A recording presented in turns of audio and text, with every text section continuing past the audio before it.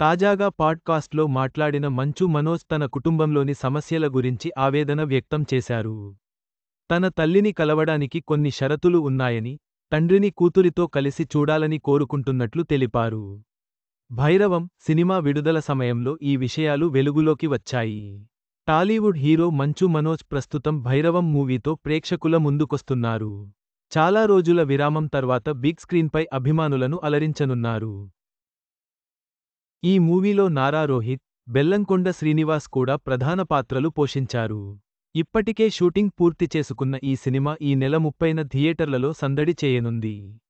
ఈ నేపథ్యంలోనే మంచు మనోజ్ మూవీ ప్రమోషన్లతో బిజీగా ఉన్నారు. తాజాగా ఓ పాడ్కాస్ట్లో మాట్లాడిన మనోజ్ ఆసక్తికర కామెంట్స్ చేశారు. తన కుటుంబంలో జరిగిన పరిణామాలను తలచుకుని భావోద్వేగానికి గురయ్యారు.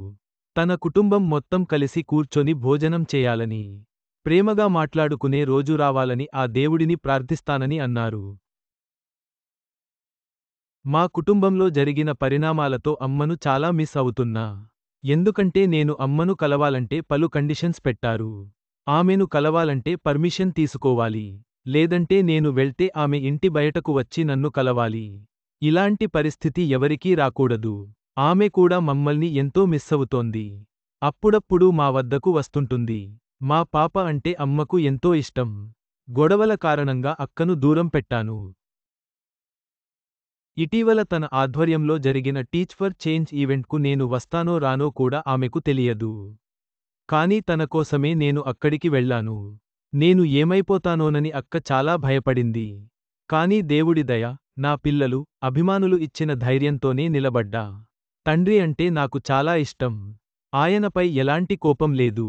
నా కుమార్తెను నాన్న ఎత్తుకుంటే చూడాలనుకుంటున్నా అని తీవ్ర భావోద్వేగానికి గురయ్యారు. మంచు మనోజ్ తన కుటుంబ సమస్యలను, తన భావోద్వేగాలను బహిర్గతం చేస్తూ, కుటుంబంతో కలిసి ఉండాలనే కోరికను వ్యక్తం చేశారు. భైరవం సినిమా విజయవంతం కావాలని ఆశిద్దాం.